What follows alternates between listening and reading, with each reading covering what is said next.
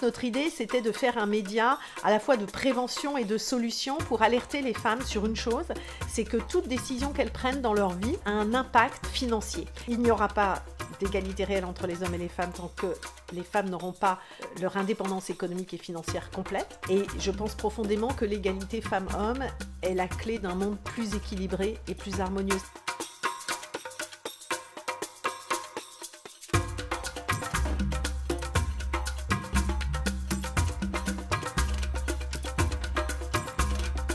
Bonjour à toutes et à tous et bienvenue dans cet épisode One-to-One avec Valérie que vous avez découverte dans l'épisode sur les violences économiques et donc du coup on se retrouve pour une interview un peu en toute intimité. Donc déjà Valérie, est-ce que tu peux te présenter et notamment te décrire en 3 mots? Alors je m'appelle Valérie Lyon, je suis journaliste.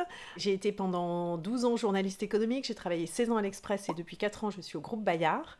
Et nous y avons lancé il y a 3 ans un média qui s'appelle Vive Média, au service de l'indépendance économique et financière des femmes. J'ai plusieurs passions dans la vie, mais notamment une qui est la question de la place des femmes dans la société et dans l'économie. Et en 3 mots, curieuse, énergique, engagée. Est-ce que tu peux nous dire déjà pourquoi tu es devenue journaliste? Ça a été pour moi un peu une évidence à l'âge de 14 ans de vouloir être journaliste. Et en fait, ça renvoyait à un appétit pour les autres et pour le monde qui m'entoure. J'ai vraiment le goût des autres. J'ai envie de comprendre, de connaître et de raconter, en fait. Et c'est ça qui m'a poussée à être journaliste. Et c'est un métier formidable qui permet de rencontrer des personnes qu'on n'aurait jamais rencontrées autrement et d'aller dans des lieux où on ne serait jamais allé autrement. Du coup, tu es rédactrice en chef de Vive Média. Est-ce que tu peux nous dire comment est né ce projet ? C'est un projet qui est né il y a un peu plus de 3 ans. Au départ, on voulait s'adresser aux femmes de plus de 45 ans parce qu'on s'était rendu compte qu'à cet âge-là, souvent, c'est un moment où se cumulent un certain nombre de ruptures, en fait, ruptures professionnelles, on perd son job ou on atteint le plafond de verre, rupture amoureuse, c'est le moment des séparations, rupture familiale, les enfants, si on en a, quittent le foyer, les parents deviennent âgés, on devient aidant, rupture physiologique, la préménopause, la ménopause, des soucis de santé. Et ces ruptures souvent se cumulent et à ce moment-là, elles font apparaître une réalité assez peu connue qui est la fragilité financière des femmes, qui est une fragilité latente mais qui se révèle quand ces ruptures surviennent et se cumulent. Et donc notre idée, c'était de faire un média à la fois de prévention et de solution pour alerter les femmes sur une chose, c'est que toute décision qu'elles prennent dans leur vie, qu'elle soit personnelle ou professionnelle, a un impact financier et qu'il faut être conscient de cet impact financier. Ça ne veut pas dire qu'ensuite on ne prend pas la décision qu'on a choisi de prendre. Par exemple, s'arrêter de travailler pour élever ses enfants, si c'est ça vraiment qu'on veut faire, ou quitter son job pour créer son entreprise, si c'est ça vraiment qu'on veut faire, on le fait. Mais être conscient de l'impact financier pour soi, aujourd'hui et demain, c'est-à-dire dans 5-10 ans, quand on sera, quand on voudra peut-être avoir des enfants, acheter un appartement, ou dans 30-40 ans, quand on sera à la retraite. Et au départ, on pensait aux femmes de plus de 45 ans, mais en fait, on a élargi la cible parce qu'on pense qu'il faut parler aux femmes de tout âge et surtout aux jeunes femmes, justement, parce que plus tôt on en parle de ce sujet de l'indépendance économique et financière, eh bien, plus on est efficace dans notre mission d'information, de sensibilisation et de prévention. Et tu ferais quoi si tu étais présidente ? Alors, si j'étais présidente, je ferais de l'éducation la priorité numéro 1 de l'État. Mais quand je dis vraiment numéro 1, c'est-à-dire que j'en ferais une stratégie nationale, en fait, parce que tout part de l'éducation. Par rapport à la question des relations femmes-hommes, de la place des femmes dans la société, de l'équilibre, de l'égalité, tout part de l'éducation. Et en plus, l'éducation, c'est miser sur l'avenir parce que les enfants sont l'avenir d'une société. Donc c'est vraiment, j'y mettrai à la fois les moyens financiers, les moyens humains. J'en ferai un projet de société. C'est quoi ton meilleur souvenir ? La rencontre avec ma fille. C'est un souvenir extrêmement fort. Est-ce que tu pourrais nous dire la dernière fois que tu as pleuré ? Et pourquoi ? C'est en pensant à la perte d'un être cher, et comme c'était la Toussaint il n'y a pas très longtemps, c'est vrai que c'est des moments, voilà, où on se remémore, on va dans les cimetières. Et au contraire, la dernière fois que tu as ri aux éclats ?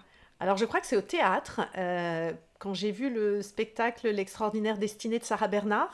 Sarah Bernard est un personnage que je trouve très inspirant. Donc il y a un spectacle en ce moment, il y a des moments émouvants, il y a des moments très drôles. Est-ce que tu peux nous donner une anecdote pro qui t'a marquée ? J'étais jeune journaliste et je candidatais sur un poste. Et la personne qui me faisait passer l'entretien à l'époque, qui allait être ma chef de service, puisque c'était une femme, m'a demandé si je comptais faire un enfant dans les 2 ans. Et là, j'avoue que j'ai été extrêmement choquée par cette question. Donc, je vous parle de quelque chose qui s'est passé il y a probablement une trentaine d'années.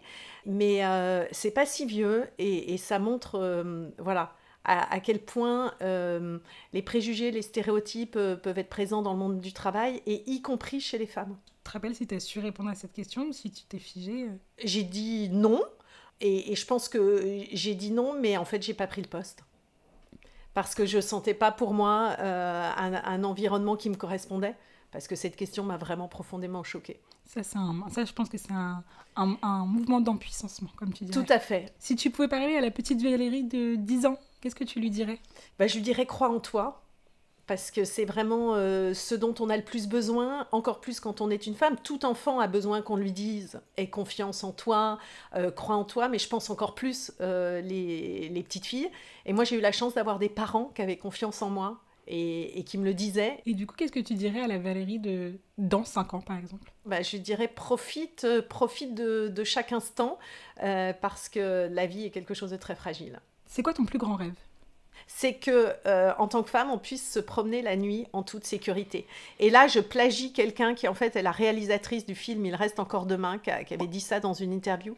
Mais c'est quelque chose que vraiment que je ressens profondément comme une injustice. C'est même plus qu'une égalité, une injustice entre les hommes et les femmes. C'est-à-dire qu'effectivement, moi, je sors beaucoup, il peut m'amener, enfin voilà, je peux être amenée à rentrer tard le soir, etc. Et je ne me sens jamais tranquille quand je rentre tard le soir dans la rue. Et je le vis vraiment comme une injustice. Et ça nous oblige à se dire, tiens, comment je vais m'habiller ce soir parce que je sais que je vais rentrer à 2h du matin. Un homme se pose jamais cette question-là. Voilà. Donc je rêve d'un monde où les femmes puissent se promener la nuit en toute sécurité. Je rêve avec toi. Merci. Peut-être qu'avec nos deux rêves, la force de nos deux rêves, on va y arriver. Je pense qu'on est même plus que ça et on y arrivera à un moment, on y arrivera. Qu'est-ce qu'on peut te souhaiter pour la suite ? Alors en fait, ce que je voudrais, c'est avoir de l'impact.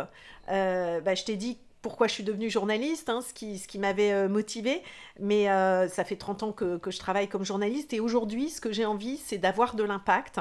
Donc au-delà de raconter le monde, d'aider à le comprendre, à le décrypter, c'est vraiment avoir de l'impact et laisser quelque chose, enfin que à ma toute petite échelle, j'ai réussi à faire bouger quelques lignes avec toute l'équipe de Vive Média et avec toutes les personnes que je rencontre et avec qui je construis et je parle sur ces sujets, sur l'indépendance économique et financière des femmes. Voilà, c'est avoir de l'impact.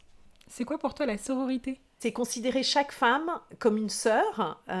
Moi, j'ai une sœur et c'est une relation très forte et je trouve que c'est quelque chose de très important dans ma vie. La soutenir, la valoriser, l'aider, lui tendre la main. Enfin, c'est vraiment cette idée-là, quoi, de la rendre visible. Voilà, c'est créer une espèce de chaîne entre nous toutes. Et donc, du coup, pour finir, est-ce que tu aurais un petit mot de la fin pour toutes les personnes qui nous regardent ou nous écoutent ? Ma conviction, c'est qu'il n'y aura pas d'égalité réelle entre les hommes et les femmes tant que les femmes n'auront pas leur indépendance économique et financière complète. Et cette indépendance économique et financière, il ne suffit pas de travailler pour l'avoir, en fait. Il faut vraiment prendre en main son destin financier.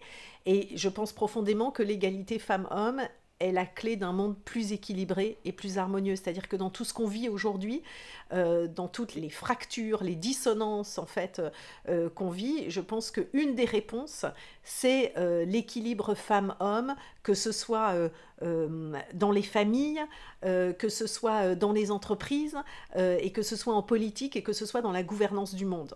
Et malheureusement, ce qui vient de se passer récemment aux États-Unis nous montre qu'on en est encore très loin. Mais on continue à se battre. Et merci de faire partie du combat. Merci beaucoup Valérie. Merci Clémence. Ouais, merci de ton tact et de ton attention. Avec grand plaisir. Merci à toutes et à tous qui avaient regardé. On vous mettra toutes les informations sur Vive Média pour que vous puissiez suivre aussi. Et on vous dit à très vite pour un prochain épisode.